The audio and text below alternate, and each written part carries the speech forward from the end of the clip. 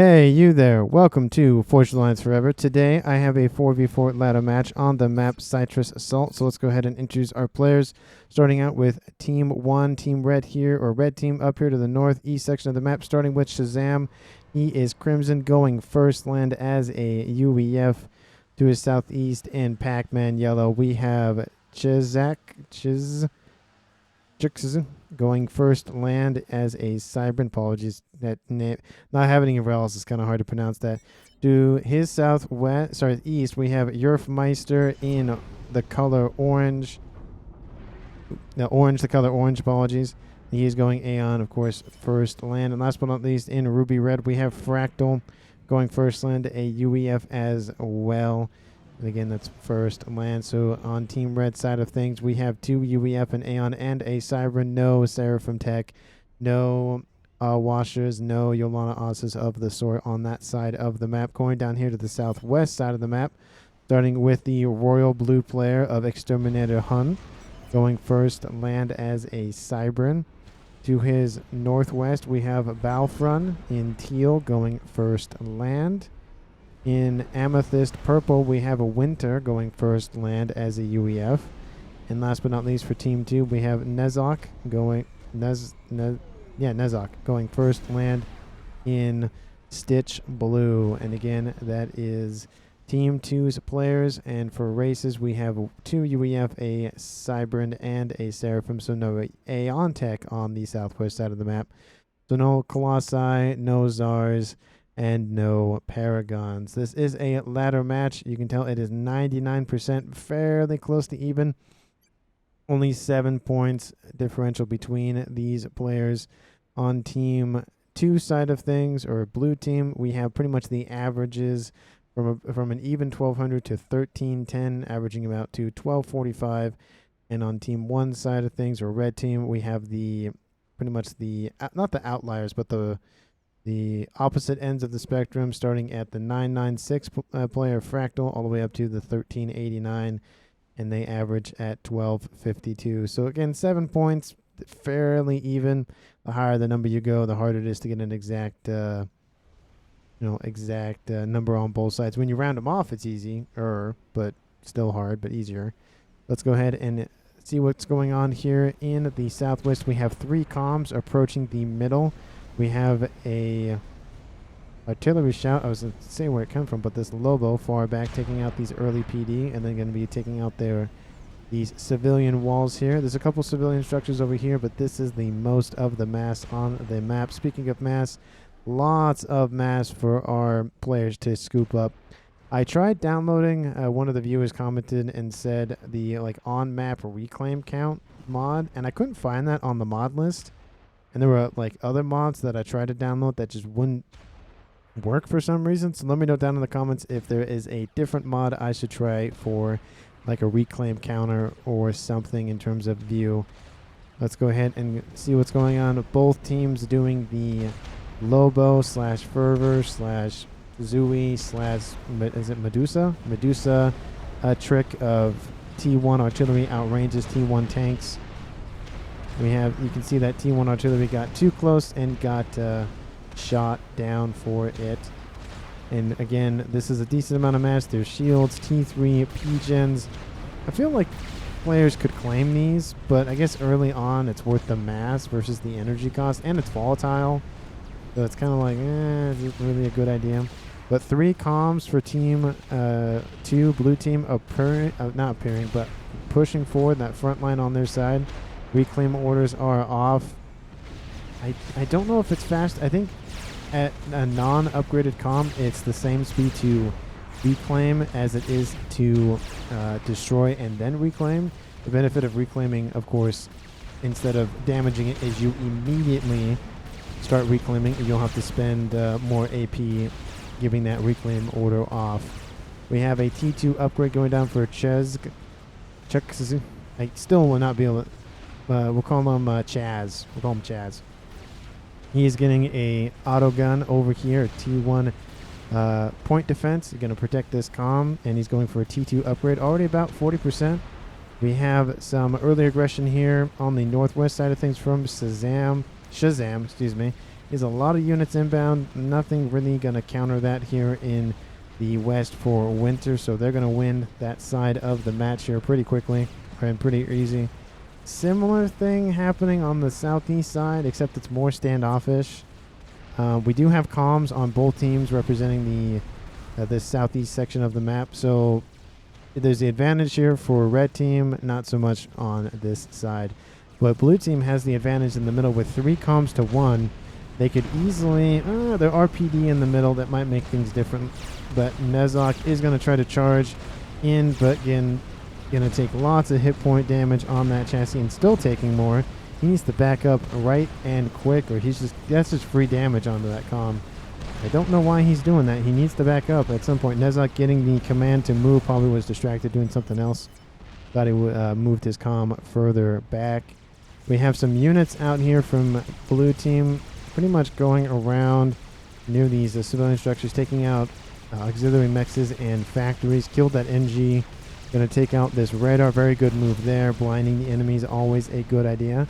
Because if you can't know more, then don't allow your opponent to know more. Because, of course, the more you know, the more you prepare for. Units get in a tangle over here to the, let's say, middle, east of the middle. But this is going to go the way of red team. There aren't enough units to counter any combined push. We have Battlefront going for a gun damage and range upgrade on his comm. That's going to help secure the middle. We have a decent amount of PD. One of them has died. The engineers for team 2 have died, unfortunately, so they're not able to build any more defenses. The comm of Nezok is retreating. Probably going to assist his units out here to the west, considering the comm of Shazam is pushing quite heavily to the west. So wouldn't be surprised to see him go for maybe T2. He is Seraphim, so he has the direct fire Utashalas, excuse me. Not Utashalas. But we're seeing, again, Shazam leading his forces. He wants to get that veterancy on the comm pretty close to his first rank, so very good on him. We have Battlefront over here in the middle, trying to hold down the middle. He did get that gun upgrade, but he started nano and then stopped. Saw that incoming force from Yerfmeister. Both teams going after this quantum gateway. I mean, I'm assuming it's worth a decent amount of mass. We have Winter using the civilian quantum gateway as a pretty much a bullet sponge, trying to protect it as a not a mobile shield, but a stationary shield. We have units out here for Fractal moving around this eastern approach on this hill over here. His units have the numbers, and more units are arriving all the time. Engineer scoops up all of those civilian structures and gets out of there, tries to escape. Gun range and damage going down for the UEF comm of Fractal. We have similar upgrade over here, but it's for the Cybern variety. The Cybern player of Exterminator Hun using the Mantis engineering suites to speed up that upgrade. So very good on him using his faction bonus, or not bonus, but faction unique abilities, I guess would be the word I would use. I guess faction abilities would be, they're all unique if they're part of a faction. Kind of pointless to say unique. But we have the comm of Chaz pushing fairly far forward into Team 2's territory.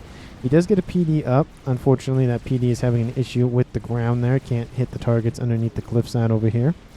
So having an issue with that. But besides that, not a huge issue. He has a missile launcher that's already launched one missile, going for a second one. Going for that T2 Max that's starting to be ringed, and that...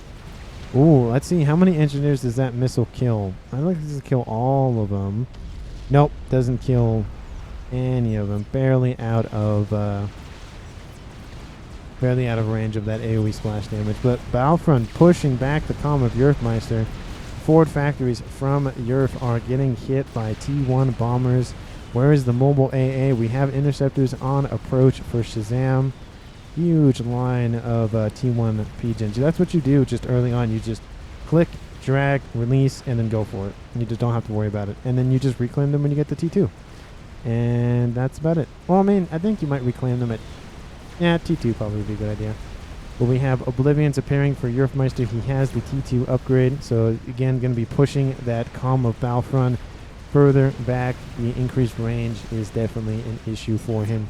Regen Aura is actually gun speed and range is done for him. He's not going for a Regen Aura. And we have gun damage and range going down for Shazam. So a lot of the comm, I think every comm, almost every comm has an upgrade on their chassis. Units from, not Exterminator, from Fractal, apologies, have gone into the back line. They've almost taken out one factory. They do take out one factory, which, I mean, I guess that's kind of worth it. Slows down production. Exterminator gets a couple of points in veterancy. Gets a couple more overcharges in. These units out from Fractal get pushed back, and this is pretty much going to give him his first veterancy, so increased hit points and regen on that chassis. Units down here to the south getting into a tussle over here. It's pretty much going to go Fractal's way, but unfortunately there is a Rhino in the mix, so it will not. It will go the way of Exterminator Hun. Nano Repair now going down for Battlefront underneath shield coverage and being assisted by engineers. Very good placement there. Would like to see this shield be pushed a little bit closer, but there's still a secondary shield intel. Very good move there. Nano Repair has been completed pretty quickly, 38 seconds versus the gun damage and range upgrade at 108. Speaking of that, let's check Eco very quickly. Team 1, numbers keep jumping around, might be reclaim related. Well, let's just say Team 1 is about 220. Oh, now they're at 240. I was going to say 220. But let's say 240. Give a good estimate. Stop changing the number. Sorry, 250. We'll say 250. For Team 1 versus the Team 2 collective totals of 215, roughly. So leading about 35 mass a second, and that has given Team 1 the lead at about 10k mass. Almost like 9 to 10k mass. Just depends on fluctuations and whatnot. They are going up at about the same rate, so pretty much 10k. But Nezok taking a battering on his chassis, but he does have the regen aura, so these units out from him will stay alive a decent while longer. Shazam taking a lot of that fire from Nezok. Nezok should go for a couple kills on those units, get one rank in veterancy, get some more hit points, and then go after the comm. But we're having some... It looks like artillery rain down from somewhere. It looks like the forward base of Chaz has at least one. I thought there was a second. There is a second one and a third one in tow, these Gunters. And they're shelling that incoming force. They go right over that hill there, or that little peninsula cliff there. And some of them do impact. Maybe Nezok is noticing that. Maybe he's not. But Shazam is probably going to be able to get away with this. And it looks like Nezok is going to come in around and go for that forward base. Chaz is fairly far forward. There are Janus flying overhead, taking out some of the defenses in preparation for that move, I would assume. And his forces are moving in to intercept. The comm of Nezok says, nope, not going that way, and goes right back the way it came. So probably a good move there. He would have been... stuck over here. Had Shazam come in and pincered him, he would have been forced to go this way and pretty much died in that movement. So good tactical retreat on Nezok's side of the map. Balfron is pushing forward with his missiles and with his comm, trying to get some central line going on. Like in chess, if you control the middle of the board, you pretty much control the game. Taking out the PD. He is using the missiles to help assist in that endeavor. And there's no TMD, so unfortunately Battlefront is just eating plasma fire. But he's staying out of range of the PD, the T1 PD at least. That's pretty good. And I wouldn't be surprised to see him go for the radar, because all Yerfmeister has is just this one. He can see the comm. And I think that's the I guess there's one radar installation up here for Chaz. So it's still, overlapping coverage. Very good on Red Team's side of things. Almost got rid of the minimap. That would have been bad. But T3 units appearing at about 14 minutes. I say that's a little early. I guess it just depends. I guess he does have he almost has T3. He has T2 land and air. So he just skipped T2 entirely and went straight for T3. I mean, he wasn't really being attacked. And so he could do that. That is the strategy, is if you notice you're not being attacked and it's early on, just go straight to T3 and have the tech advantage. Because while your opponent's at T1 and a couple I thought there were some Ilshis in there. Thought so. Maybe I was wrong. Maybe I was incorrect. Apologize for that. Maybe I thought I saw Ilshis. Anyway, he's still on T1. But he does have T2 mobile missile launchers. Why do you not have Ilshis? If you have T2, build Ilshis. These missile launchers have done tremendous work taking out this shield and part of the forward base. You can just see the missiles just get... hold on, are they even firing? Oh, they might be hitting the... Oh! The Gunthers open up and just annihilate all of those missile launchers. Ouch, that's gotta hurt. Calm out here to the east from Exterminator. Getting in to the front line of Fractal. Fractal has built a couple PD on the... Oh, I tried to build a second one, but got stopped. But missiles, Team 2 focusing on mobile missile production, just lots of mobile missile launchers. They do a decent amount of damage and they're mobile. So, and mobility is definitely a plus in this game. They don't deal as much damage as stationary structures, which I guess structures are stationary. It's like unique faction bonus. It's like, well, it's implied that it's unique because it's a faction bonus. So anyway, same kind of thing. Structures don't move. So, you know, that again is the whole versatility versus damage versus, you know, convenience, all that sort of thing.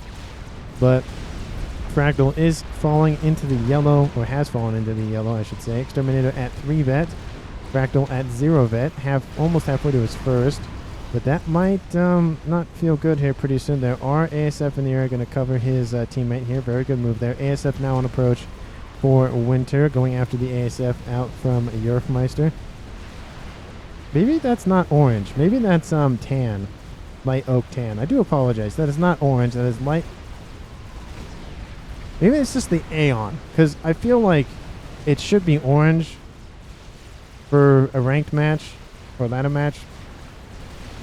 Anyway, let me know down in the comments. I feel like that's an Aeon thing. The color's like a little muted or whatever. I feel like if another player was playing, like if Yerf was playing like UEF, he'd be straight orange. Not straight orange, but orange. Anyway, that's just weird. I feel like that's more tan than orange. But we have a outflanking maneuver out here from Chaz's units. He's also pulling some engineers up to the front line. Rebuilt his fire base, hiding his units underneath the cliffside here for Nezlok, excuse me. For that little pause there. I had an air bubble in my throat and I had to adjust it. It was bothering me. We have Fractal, you know, trying to push forward, just kind of getting pushed back.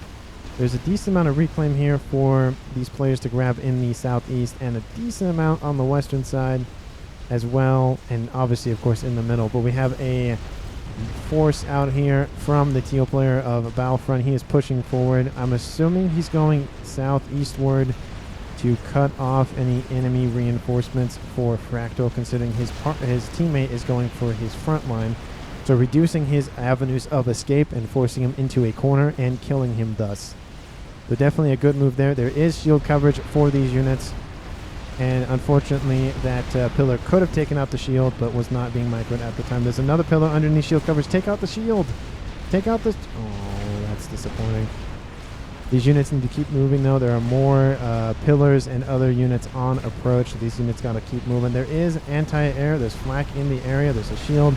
There's tanks. There's missiles. There's a whole nice group of units here.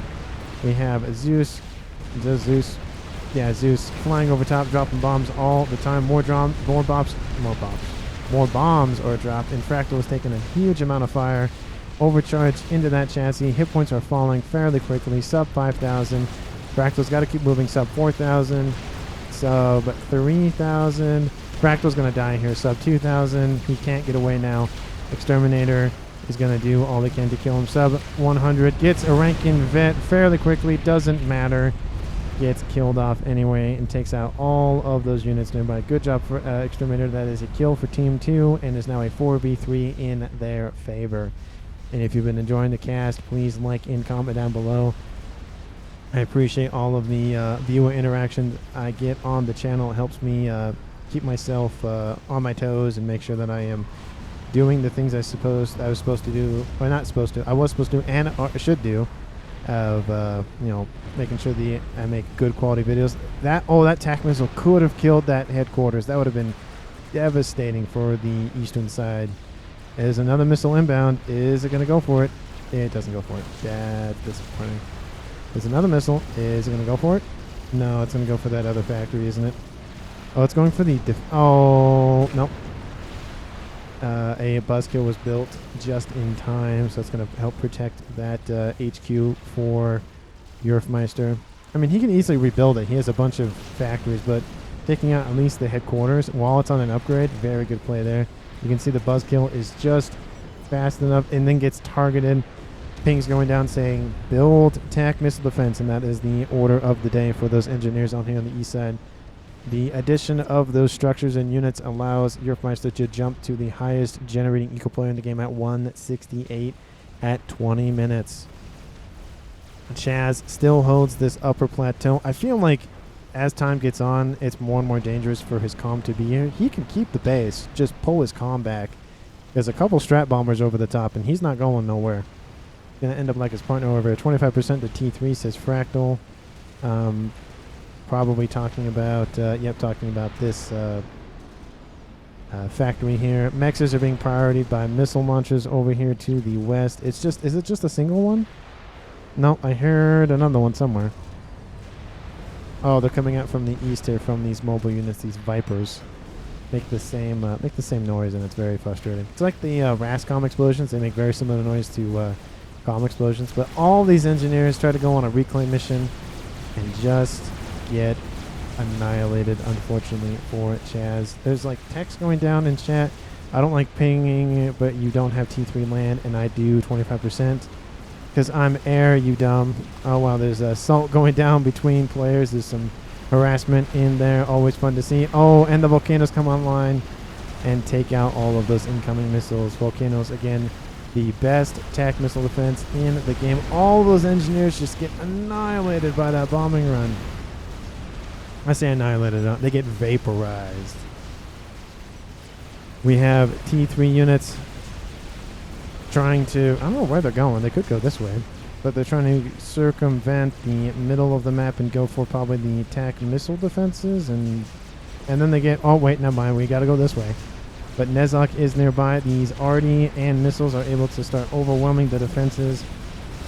These Titans don't look that beefy for Nezok. He does have the regen ore. These units, even though they're weaker, will survive a lot longer. And these units now here from Shazam are like, now what do? We just go east now? I mean, at this point, you have pillars on it. I say, have Rhiners on approach. Excuse me.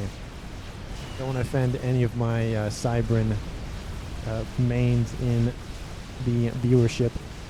We do see a strat bomber out here from Winter. Kills a Titan and then flies away. You need T1 PDs on this location, says Fractal. And Chaz Control K's, I think he had to go. Oh, I guess he had issues with lag. And he says eject. Yep, all the units get transferred over, and all of those assisting T1, T2 units are annihilated. Shields do fall. And unfortunately for Team 1, that is another quote kill, and it drops us to a 4v2 in favor of Team 2. Let me know down in the comments who you think is going to win at the current time. Obviously, Team 2 is ahead in the players alive game, but obviously there is always the underdog factor. We have 2 players here on Team 1. Each of them have not essentially double the eco, but essentially double the eco than their other compatriots, so they have more resources to funnel into the same amount of things. So producing units faster. We have air fights going here in the above the base of Team 2, and that is now air control for Team 1. So they have that going for them at the time. We also have, so both players are going T3 air.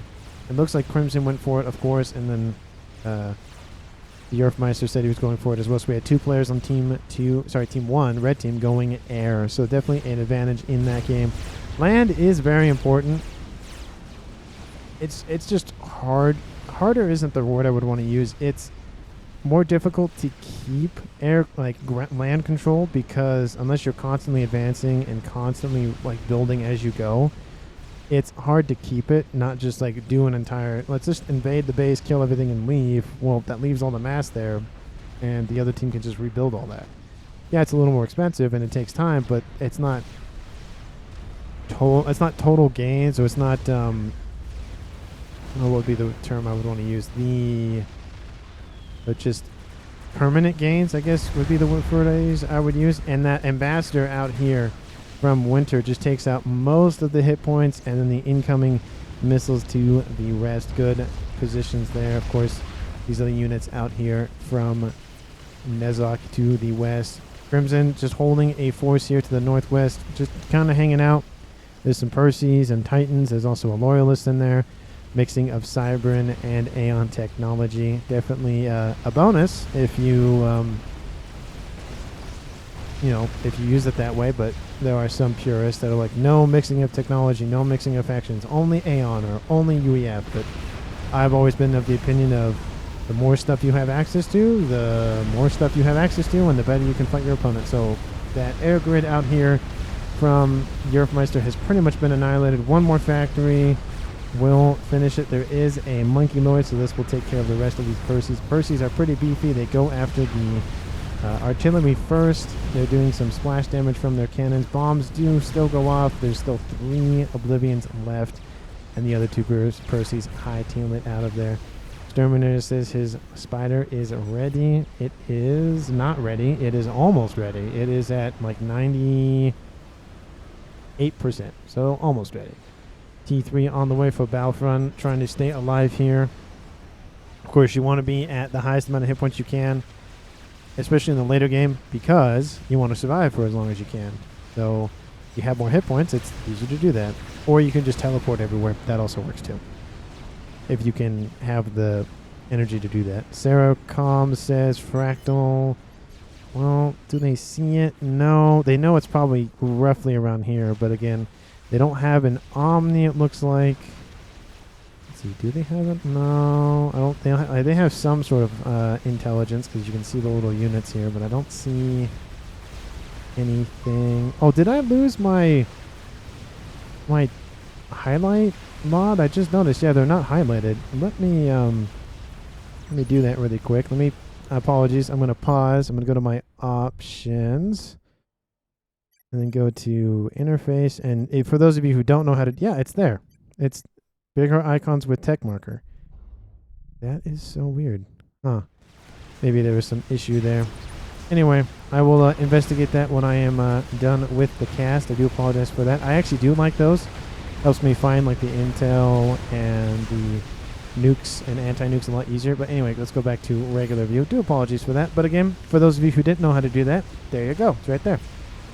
You just watched me do it, except it didn't work for some reason. But anyway, we have a Monkey Lord fairly hurt, probably due to all those incoming fire from Perseus and whatnot, but bombers over the top. Monkey Lord is about to die. There is a nuke out here from Crimson.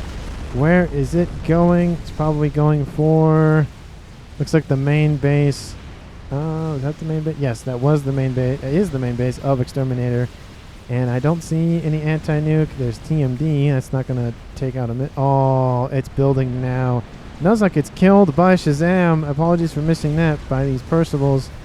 And that's almost a 2-player knockout here. The main base of Exterminator is out, as well as, of course, the comm of Nezok. So this goes from a 4v2 to a 3v2. And if you count most of the infrastructure for Exterminator out, it is pretty much a 2v2. At this stage in the game. These Percivals are still on approach. There's a missile launcher just kind of hanging out, but this will be severely deadly. There are mechs on upgrades. All those engineers are going to die. The T3 mechs does finish. That's not going to feel good. There are Corsairs flying over the top to help mitigate the hit points on those Perseus. Again, I do apologize for missing that. I was watching the nuke. Oh, and I do apologize. Kaboom! For the explosion from that nuke.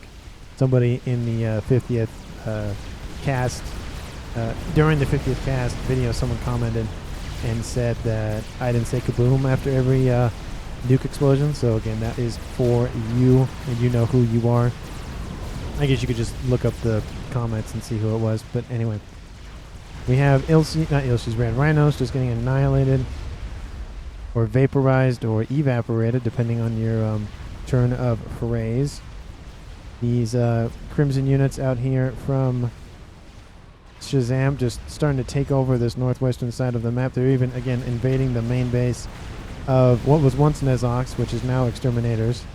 But they're not really doing a whole lot. I would like to see them microed a little bit more. They could get this T2 mass extraction. They go for this one down here. There's the air factory they could take out, which isn't really that useful. They could keep going for the Calm of Winter. He does have a shield, T3, and the gun. I think that's the gun. Yeah, I think that's the gun. Severely deadly. He is actually moving to the front line. He, like always, comms walk slow, so you gotta wait for him to move. But they do open fire. Now we have units here from Shazam as well moving to the middle. So while Winter is distracted, pushing in, takes out a lot of the air units. Don't want your air units just landed next to incoming enemy units. Not really a good idea. We have a anti-nuke which is almost done loading. Is the nuke almost ready for Shazam? No, it's about half, so the nuke is going to not take is going to finish. And the Calm of Winter goes down! He must have overestimated his ability to take out those Perseus. That is definitely disappointing. Oh man, I apologize for missing that one as well. I'm missing all the Calm deaths today. I do apologize. OC bugged. Oh, overcharge bugged. Oh, that's probably why. Nuke is dead, says Balfrin. Yep, there was a bombing run and it was taken out. Very good move on Team 2's part. Now we kind of have like a quiet period. We now have gone from a 4v2 to a 3v2 to a 2v2 and are now an official 2v2 of Exterminator and Balfrin for blue team and Shazam and Yerfmeister for red team. And as of Eco stands, it is actually pretty even. Team 1 winning. Well, again, they were jumping a lot. But Team 1 leading by about 50 mass a second, 40, 50 mass a second. And Team 2 is leading the total mass recruit at about 14, 13 mass more, or 1,000 mass. So, you know, this could be anybody's game. Is your prediction still right? Is it wrong? Please let me know down in the comments. And of course, timestamp your predictions because, you know, no cheating. As in school, I used to say cheating was use of resources. It was a stat for our grade. Like there was like a percentage that was tied to use of resources, which is just like such a weird thing to call a stat for your like grade, because anything can be used as a resource. And I felt like that's why I made the comment like cheating is just the use of resources, because it is a resource, is to cheat. Not that it's honorable or a right thing to do, but it's still a resource. But we have these Perseus walking up a hill that they probably shouldn't be walking up, unfortunately. Or they could be. But look at these units. Like, okay, everybody walk up one by one. One by one. Everybody, okay, everybody get outside. Woo! We have tanks going up there as well. It reminds me of when you're on a horse and... Oh, apologies for that. When you're on a horse in Skyrim and you can just climb a cliff at like a 75-degree angle and you're like, yeah, this is normal. This is how that works. Again, Skyrim. Is anybody playing the Starfield game? Let me know down in the comments. I have been playing it in my off time from my day job and, of course, doing videos on YouTube. I've been enjoying it. I know there's some controversy. I really like the ship builder mechanic, and they're just like customizing your own ship. You have to get access to the ship parts, of course, but I mean, having to like just deal with what you have is also part of the game. It's a Bethesda game, so there are infinite levels, so you can get all of the skill points. So it all depends on when you want access to certain things. I've gone for make as much money as you can and carry as much stuff as you can.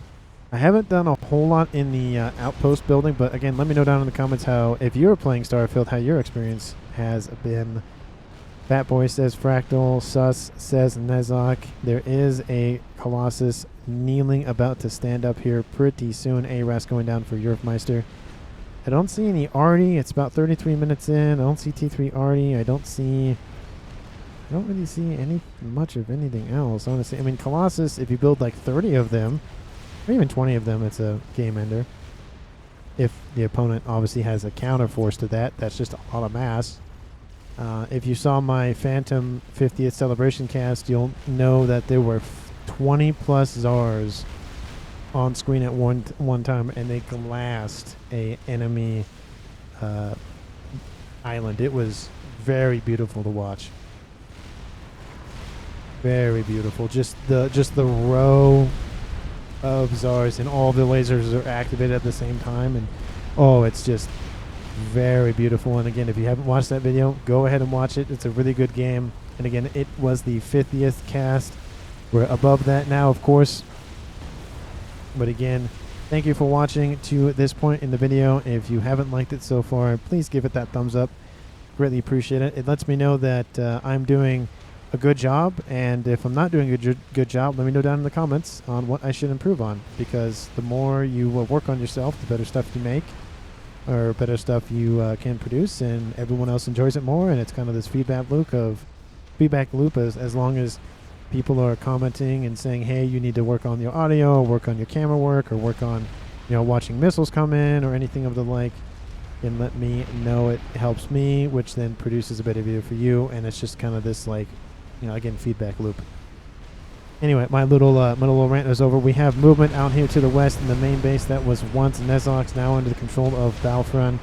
There are a couple Perseus and T1 units mobile already taking out structures, of course, because already are known to do that. Very annoying, those little units. But mass spamming of land factories is the course of action for Battlefront. But we have that GC is now on approach. It's pretty much by itself. There's a Percy, a couple more Perseus. These civilian structures, these Aeon facilities, are still online. There's actually Seraphim ruins and Aeon around it, so kind of funny to see those. Just some of the civilians have just not left. They're like, it's fine. And there's 2 mass extractors still pumping mass here in the middle. That's so weird. You would figure one team would have claimed that at one point. We have some broadswords appearing for Shazam. We have another another experimental. It is a fatty. I love the use of the laser here, out here from Battlefront. He's going after the the energy production, the P-gens. Oh, I said that really weird. The P-gens. And then, this is kill storage. This is fractal. You take out the energy, the shields can't operate. Shields can't operate, then you can take out everything underneath the shields. But this Monkey Lord is just going to get wrecked by all the slimes of Perseus, and just, oh man, what are all those Perseus doing? 25 Perseus on approach. There's not a whole lot in defense here. PD's being spanned up by multiple lines of NGs. Exterminator either gets to the front and helps out, or he runs, because those are his 2 options right now. Battlefront has completed another experimental. It is, that's his Novax. Was it the Fat Boy? I guess it was the Fat Boy. We have some Ravager fire nearby. A lot of the structures will go down. The T3 headquarters definitely is a prime target for Yerf to take out. T1 Bombers is the name of the game. Exterminator decides to head to the front line. He is the target priority for those Perseus. But you can just see the hit points start to be annihilated, evaporated, shredded, taken off, whatever you want to call it. Pings going down probably against Exterminator. So from Team 1 side of things, the Perseus then go, oh yeah, that's a comm there, and we can go after that. Exterminator now is the run running away. There's a overcharge goes into that first Percy using the constructed carcass, partial constructed carcass of the megalith as cover. Even the engineers are covered, just trying to do whatever he can. He might get out of this. There's a decent amount of Ravagers spammed up in the main base of Battlefront, but he does go down. Turns around, should have kept going. Definitely not the best course of action. And now it has gone from Team 2 leading the players alive to now Team 1. It is a 2v1 in Team 1's favor. The ecos for both teams are at 746, or it was 46, 720 for Team 1 and 480 for Team 2. Or I guess Battlefront is Team 2. But again, my little rant of why can't teal be the color that's on the scoreboard here so I can read it easier? I mean, purple's not that bad. Dark purple's worse. Or royal purple's worse, excuse me. But Battlefront, it's not dead. Still there. But that was a little risky. Had there been more Perseus, he would have died. But the ASF game looks like it's now favoring blue team, so it's pretty much when a player dies, the other team gets air control for this match. So it just keeps popping back and forth. Where is that comm going? Where are you going? I don't know where you're going. That's really weird. Where are you going? Oh, apologies. He's on a little transport. He's an Aeon comm on a UEF transport. And he's going to the edge of the map here down in the southeast corner, watching him on the mini-map. He's going to drop on the front lines. I do like him using the edge of the map to ensure he doesn't get killed. Very good move there. He also is next to a fat boy, so that's also convenient too. But pretty much Team 2, blue team, does not have hardly any defenses. They have a fat boy and some Ravagers. That's about it. There are some kennels in here. He's getting an Omni, so we can actually see what's going on. That comes online and goes, oh, that doesn't look good on the east side. But the pings from his dead teammates, his teammates beyond the grave, are trying to help him out. Nezuk saying, "Fat boy," he can see the artillery shells, the simulated rounds. But a lot of his base was taken out. Looks like the Colossus came in and just annihilated a whole bunch of infrastructure. Apologies for missing that. Probably was happening at the same time that the Percys were attacking Exterminator, because that must have happened just recently. But Fat Boy with Fat Boy and artillery is spammed up fairly quickly, I might add, and that Fat Boy is too close and not moving. So definitely not the best place to go, and his guns probably should be firing that way. The shields are down around Battlefront. A lot of defenses go down. A decent amount of the artillery goes down. That's a tough break for Battlefront. He could have taken out that Fat Boy a lot easier had that artillery stayed online. Definitely a sad point for him. We have Shazam has started a artillery installation, the Duke, the UEF variety. We have a counter Novax here and a second one under construction for Europe here to the east. Those are very cheap, and of course the only way you can destroy them is taking out the center. The Novax for Battlefront is gonna go down. Does it go down? No, it doesn't, but there is of course that Novax in the sky. Another Colossus en route takes out the first Fat Boy. The other Fat Boy is still retreating. Ravagers opened up. Laser opens up. That Colossus is gonna go down, and there's just a lot of mass on this side of the field now. And there's still the comm of Yerf is, I mean, just hanging out here. Does he notice this? His comm is, oh, sorry, apologies. Yeah, he doesn't know anything. Now you can see the sensor and little ping of like do when you click off it. But yeah, so he's gonna build attack missiles. And probably going to launch them at Battlefront and call it a game. The laser is opening up on the comm of Battlefront. Battlefront trying to build a shield next to a P-Gen. Not the best idea sometimes, but, you know, it's better than nothing. He doesn't even have the energy to run the shield. Oh, just barely, though. Oh, and then it gets annihilated, and the other one gets killed. So, trying to build shields, but he can't, and that one gets killed. Ooh, that's just gotta hurt. Another shield. It's like, hey, go on and just build a shield. Come on. Just let me build a shield. So Battlefront is defenseless right now. How close is that artillery? Well, that artillery's in the yellow. Sorry, in the green. So above 75%. And the artillery now, the defenses around Battlefront. He's just trying to get a shield. Finally gets a shield up. Gets a second one up as well. So that'll help assist in defenses. But he is looking not good. His whole eastern flank has fallen. He has a force moving through the middle. Trying to push against something against Team 1 side of things. A lot of the issues that some players have is the fact that, what is this line that's, oh, those are artillery shells or something that missed. And you can see that like right, I'll point out right here. Anyway, tactical nuke going down. He's building the Billy nuke. Is he going to go to the front and use the Billy nuke? Is that just like, you know, just another slap in the face? Like, oh, I'm going to kill you with a Billy nuke kind of thing, which you can. And we've seen, I have casted a game where a player has killed, I think, at least one player, if not, I think two of them, if I can think about it, with a Billy nuke. Just crazy, man, that is. I don't remember the number of cast it was, but if you scroll back, the title of that video is United or underwater explosive fireworks. Very good game there as well. Just a very ballsy and aggressive move out from that one player. But his force, Battlefronts, is pushing forward. There's no defenses here. There are defenses being built up. So many Ravagers, just so many. And if he can go along the eastern side where there's pretty much nothing, he'll avoid a lot of this Ravager fire. You can see the range on the Ravagers. You can see how far out they go. If they just stay south of this factory that was just destroyed, they'll be perfectly fine.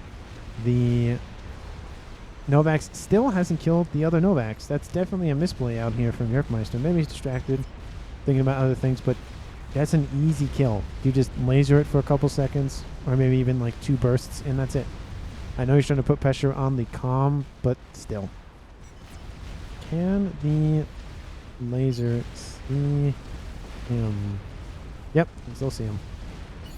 The stealth field not really doing anything. Now there's a second laser from the skies, from space. We have the laser out here from Battlefront trying to do anything he can, but a lot of those units were taken out on the ground. There's not really a whole lot here. He could use his mobile factory and produce units, but probably not the best idea. He needs to retreat if he wants that fatty. Kill fatty first. There's a fractal. Don't know Rookwurst. Maybe that's German. I don't know what that means. But the pings are going down. Has the already finished? It has finished. PGen's going to increase the rate of fire on that artillery installation. Battlefront has his shield, trying to rep it up as quickly as he can. Tries to build shield coverage constantly. Standing next to a PGen does not help you in that effort. Probably should move away. He did put his Novax under shield coverage. That's good. That gets another shield over his comm. I just feel like it's, again, the whole, you're in a ship, there's a lot of holes, and they're trying to plug all the holes, and it's just not working.